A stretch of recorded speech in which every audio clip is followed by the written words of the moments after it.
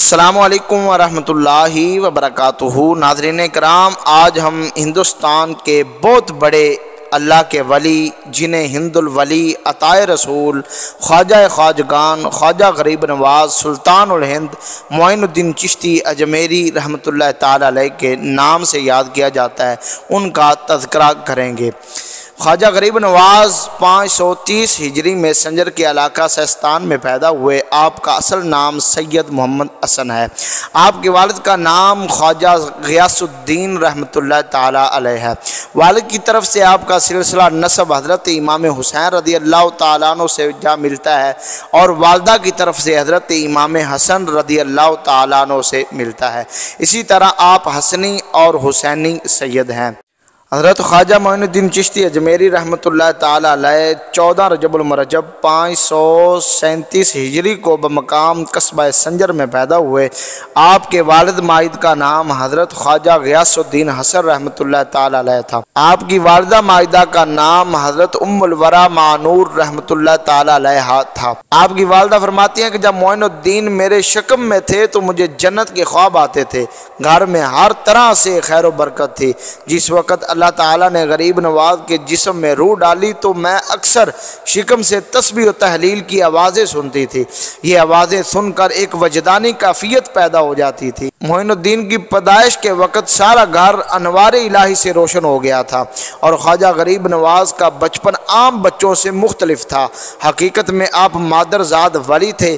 بچپن کے زمانے میں ہی آپ کی باتوں سے اندازہ لگایا گیا تھا کہ بڑے ہو کر آپ ایک بڑے بزرگ ہستی بنیں گے۔ ابھی خواجہ صاحب کی عمر 15 برس بھی نہیں ہوئی تھی کہ 544 ہجری شعبان المعظم میں آپ کے والد کا وصال ہو گیا۔ یہ آپ کے لیے بہت بڑا صدمہ تھا۔ والد صاحب نے اپنی اولاد کے لیے ایک ہرا بھرا باغ چھوڑا تھا۔ خواجہ صاحب سارا دن اس باغ کی رکھوالی کرتے اور شام کو گھر آ کر اپنی آمدنی کے 2 حصے کرتے تھے۔ ایک حصہ اپنی والدہ ماجدہ کی خدمت میں پیش کرتے اور دوسرا حصہ غریبوں فقیروں میں تقسیم کر دیتے۔ خواجہ صاحب علیہ رحمہ کو بچپن سے ہی بزرگوں سے بڑی محبت تھی۔ اولیاء اللہ کا بہت احترام کیا کرتے تھے۔ ایک مرتبہ اچانک ایک مجذوب بزرگ جو کہ اپنے وقت کے غوث اور قطب تھے، جن کا نام حضرت ابراہیم قندوزی علیہ رحمہ تھا، باغ میں تشریف لائے۔ خواجہ صاحب علیہ رحمہ نے ان بزرگ کو دیکھا تو بڑی خندہ پیشانی، بڑی محنت و عقیدت سے پیش آئے۔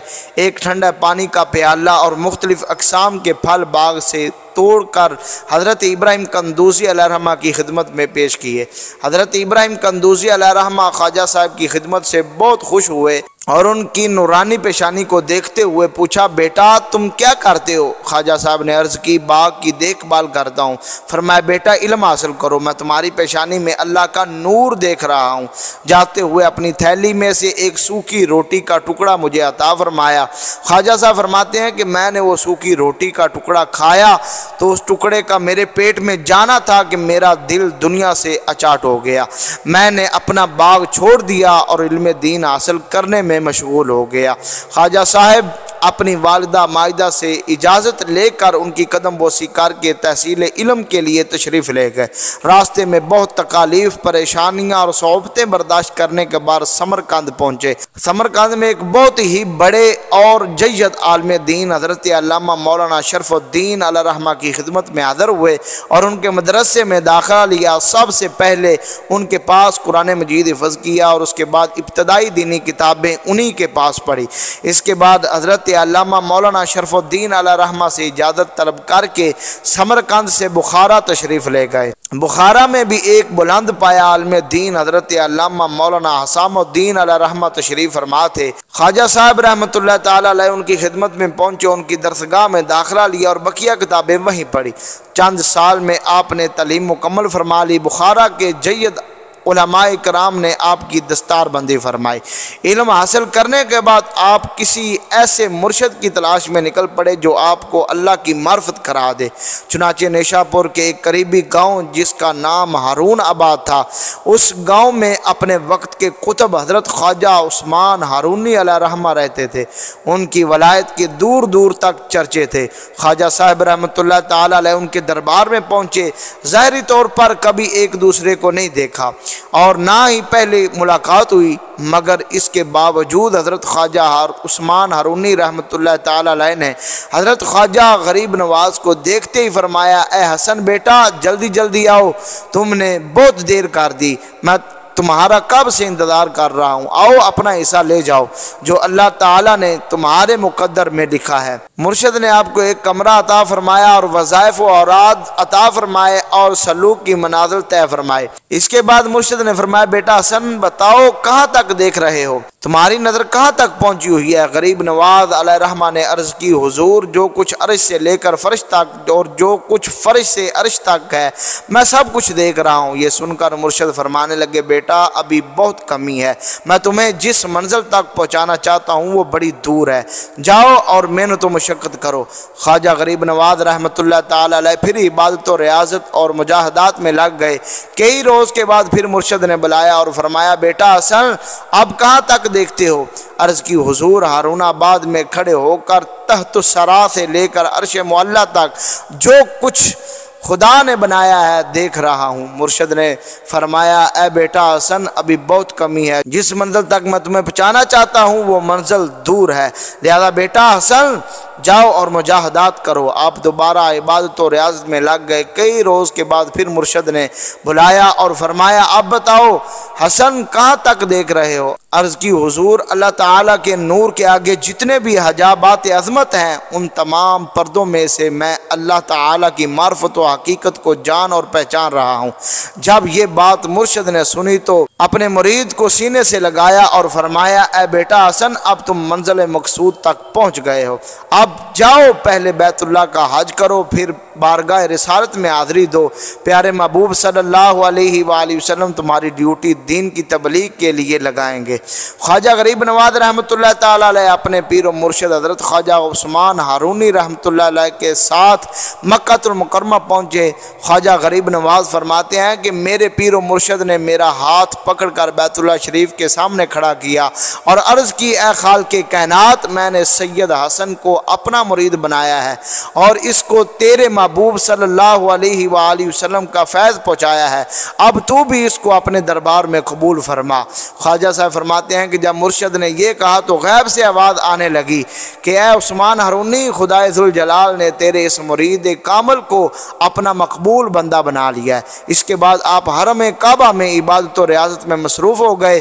ایک دن اچانک ایک غیبی آواز آئی، اے سید حسن ہم تجھ سے خوش ہیں، تجھے بخش دیا، جو کچھ تجھے چاہیے مانگ ہم تجھے عطا فرمائیں گے۔ یہ آواز سن کر خواجہ غریب نواز رحمۃ اللہ تعالی سجدہ شکر ادا کرنے میں لگ گئے اور بارگاہ رب العزت میں عرض کی، اے رب کائنات مجھے معلوم ہے کہ لوگ میرے مرید بنیں گے، میرے مریدوں کے بھی مرید ہوں گے، یہ سلسلہ قیامت تک چلتا رہے گا۔ یا اللہ میں تیری بارگاہ میں التجا کرتا ہوں، قیامت تک جتنے میرے مرید اور میرے مریدوں کے مرید بنیں گے تو سب کی بخش و مغفرت فرما دے۔ کعبۃ اللہ کی زیارت کرنے کے بعد اب خواجہ غریب نواز رحمۃ اللہ تعالی علیہ بارگاہ خیر الانام صلی اللہ علیہ وآلہ وسلم میں حاضر ہوئے۔ 6 مہینے تک آپ مدینہ پاک کی معطر پاکیزہ ہواؤں اور فضاؤں میں ادب و تعظیم کے ساتھ وقت گزارتے رہے۔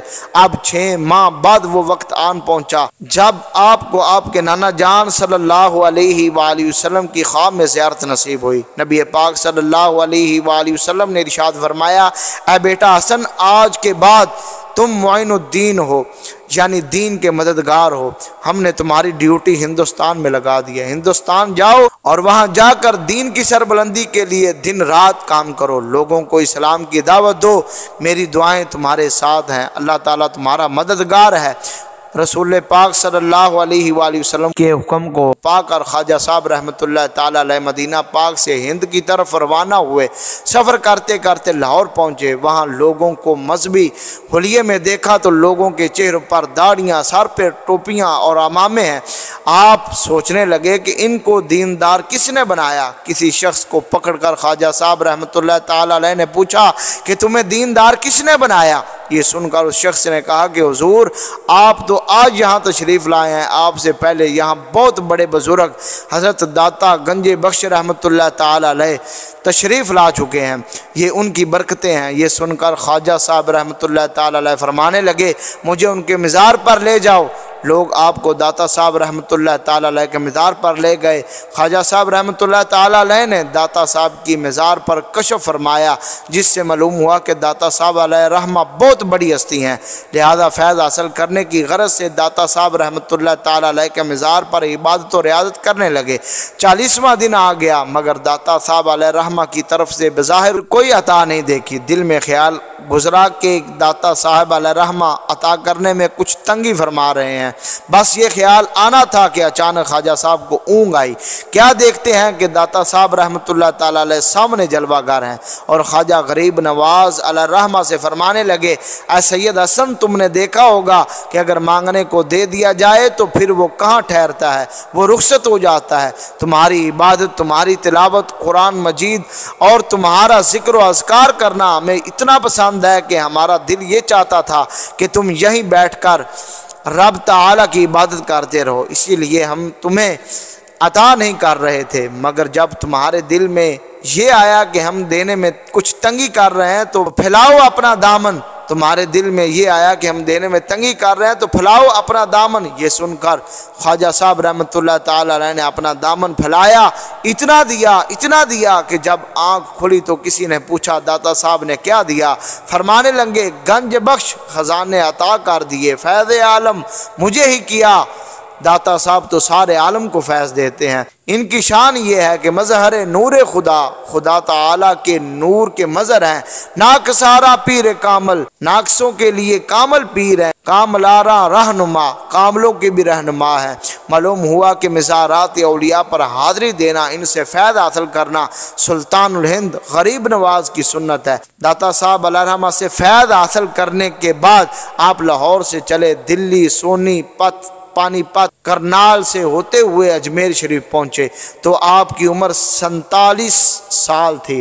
آپ کے ساتھ چند مرید تھے، اس کے سوا آپ کے پاس بظاہر کچھ بھی نہیں تھا، مگر تاجدار کائنات صلی اللہ علیہ وآلہ وسلم کی ایسی نورانی نظر تھی کہ پوری کائنات کو اپنی طرف مائل کر لیا۔ آپ کا دل مدینے کی طرف جھکا ہوا تھا اور لوگوں کے دل آپ کی جانب جھکے ہوئے تھے۔ امید کرتے ہیں کہ آپ کو یہ ہماری ویڈیو اچھی لگی ہوگی۔ انشاءاللہ نیکسٹ ویڈیو میں بھی ہم خواجہ خواجگان سلطان الہند عطائے رسول معین الدین چشتی اجمیری رحمۃ اللہ تعالی علیہ آپ کی سیرت و کردار کا تذکرہ کریں گے۔ ملتے ہیں نئی ویڈیو کے ساتھ، تب تک کے لیے اللہ حافظ و ناصر۔